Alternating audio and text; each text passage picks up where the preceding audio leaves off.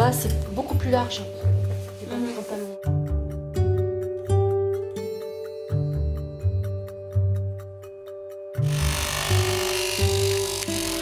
Pas de double patte, vous savez, des fois on a la double patte surpiquée. Si vous me piquez tout. Tous les bras.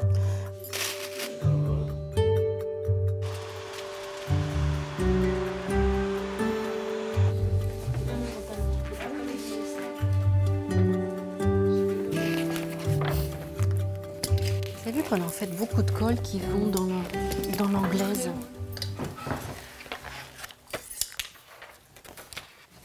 Déjà, il va falloir savoir ce que l'on met en année 30 et ce qu'on met en année... 20 pour moi, d'office. On fait une veste droite? Ou la veste, la planche. La planche, elle est là. Ah oui, elle est complètement croisée, elle. Puis avec les rayures, ça s'y prête. Parce que si on regarde, ils ont que... Quoique 1927, lui, pas vraiment. Là, par exemple, on sort un pantalon, un gilet, une veste. On va faire une casquette en carreau. Ou, Plus casquette, oui, ça pourrait être sympa. Son chapeau.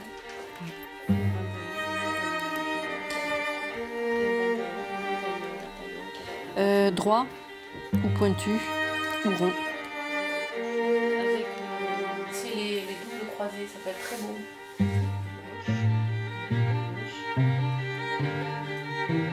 Au départ, c'est une rencontre.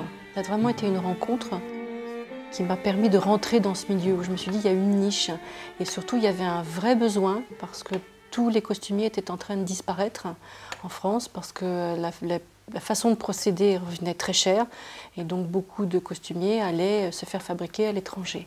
Et quand dans ma tête ça a été très clair de ce que je pouvais faire et de ce que je pouvais proposer, effectivement c'est là que l'aventure Modelsen a démarré. En fait ça partirait de là. Et la deuxième quille qui va se... Parce qu'il va falloir piquer là, de toute façon il va falloir qu'elle pique. De toute façon, à ce que ça tienne le côté. Oui. Et que là, la première va se retrouver au 17-20, on peut même aller un peu plus loin.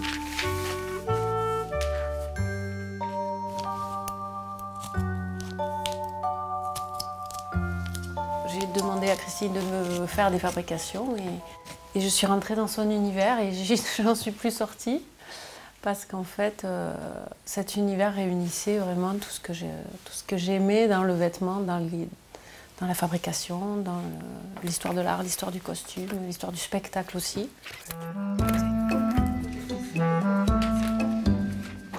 Comme pour moi, les robes sont plus faciles, je les fais en premier.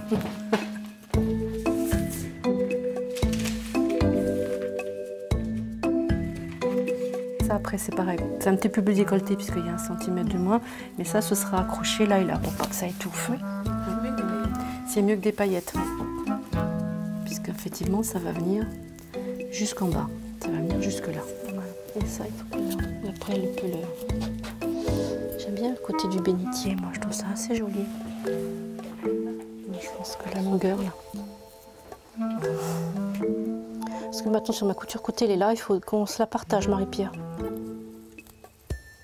Alors, on fait la phase d'ajustement, mais comme on avait des mesures assez précises, donc on n'a pas trop de retouches structurelles. Par contre, après, il y a quand même toute la finition qu'on va imaginer avec toute la décoration qu'on va imaginer avec la cliente. Ah, de le faire en biais. Ah. Parce qu'en fait, ce que j'aime bien, c'est que ça dégage un peu le tissu rose, comme on a fait là-haut. Première hauteur, c'est pas mal. Alors, souvent, elles avaient des talons un peu comme ça, mais si c'est droit, on ne va pas aller jusque-là. Mais si vous voulez rester bien dans le thème années 20 et qu'il n'y ait pas de...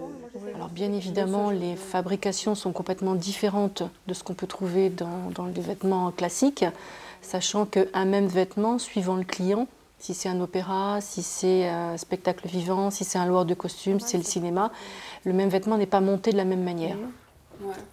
Parce que sinon, on est vraiment très symétrique, là. Mais pourquoi pas? Oui, mais regardez là. C'est pas mal non plus. C'est pas mis en symétrie et c'est assez joli. Hein. Quand ça se met de manière naturelle, moi je trouve ça. Ah oui, c'est pas mal aussi comme ça. Donc là, lui, il est venu comme ça. Puis c'est vrai que moi, j'ai eu à cœur de mélanger plusieurs techniques de montage aussi bien la haute couture que l'industrie, que les séries, de mélanger, de faire un espèce de melting-pot de tout ça.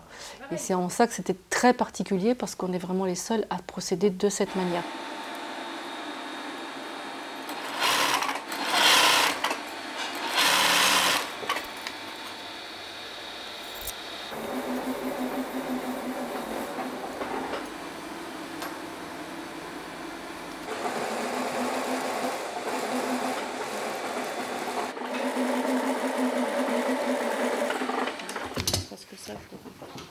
Et du coup, on va lui ramener ça comme ça.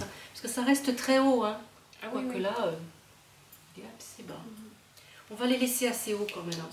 À chaque projet, on a pris le pli de le décortiquer ensemble. Voulant effectivement céder, il ne fallait pas que je me trompe sur la personne.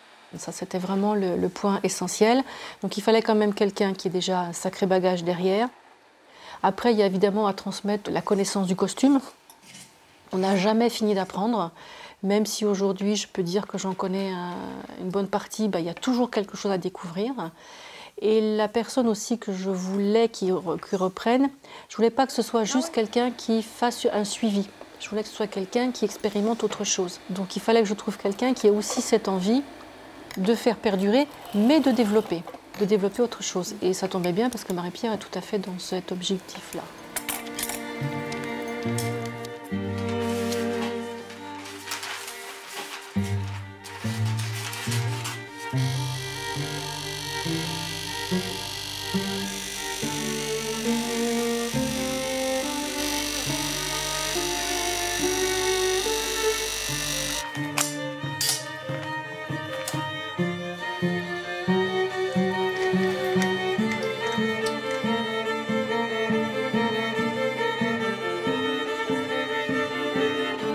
Tout l'intérêt également de notre rencontre et du travail qu'a créé Christine en créant Model Sense, c'est qu'elle ne s'est pas arrêtée à ce savoir-faire ancestral. Elle a vraiment pensé un concept, un vrai concept de travail qui permet justement de continuer avec de l'innovation, avec des techniques nouvelles, sans s'endormir sur notre aiguille et notre dé à coudre. Celui-là, du coup, on va le monter en partie aussi pour l'essayage. Je monte ma ceinture et je mets pas mon uniforme.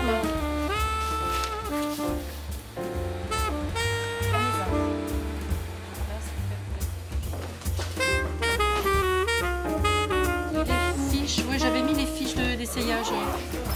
J'adore, hein. Parti pour l'essayage.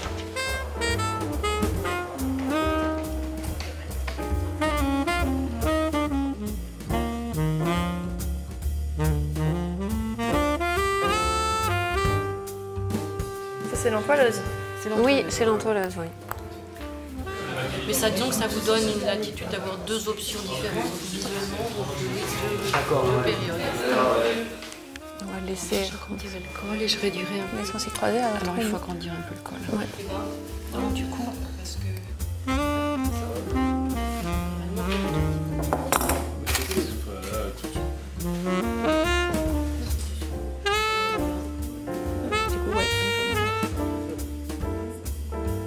il y a eu une époque très noire dans le vêtement, dans le textile. Il y a eu vraiment une crise énorme et il y a un trou générationnel de savoir-faire. Je me suis mis cette mission-là d'être le relais de la génération de Christine qui a eu vraiment ses apprentissages dans les heures magnifiques du vêtement, de la fabrication, des entreprises, etc.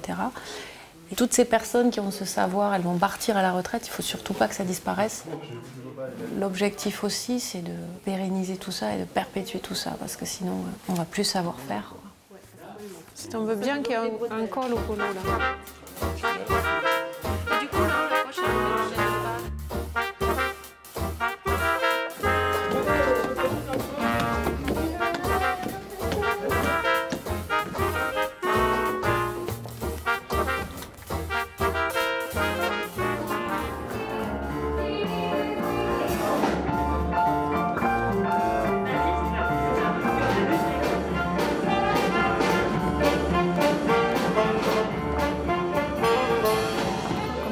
sont en préparation, à chaque fois, ils refont des ajustements, des choses qui remettent, des choses qui suppriment. C'est pour ça qu'on a, au fur et à mesure, on remet des costumes où il y en a qui s'enlèvent. Et c'est ça, c'est le spectacle. Voilà, ça permet quand même de réajuster que toutes les robes que vous avez, c'est 1920, on est vraiment sur les hanches.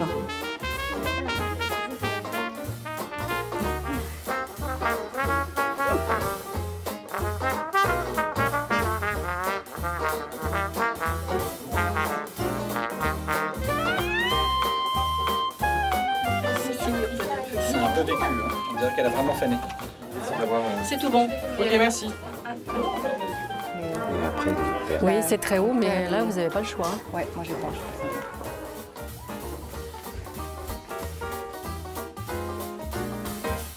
Alors, bouton vers le bas. Oui, bouton vers le bas. Après, il y a des choses qui nous échappent, c'est-à-dire qu'après, le costume, il va vivre. Et suivant l'interprète qui va être dans le costume va prendre une vie nouvelle ou pas. Ça dépend un peu de la manière dont il fait vivre son costume, dont il l'utilise. Certains savent bien les utiliser, d'autres moins. Ça dépend de leur jeu de scène, ça dépend de beaucoup de choses.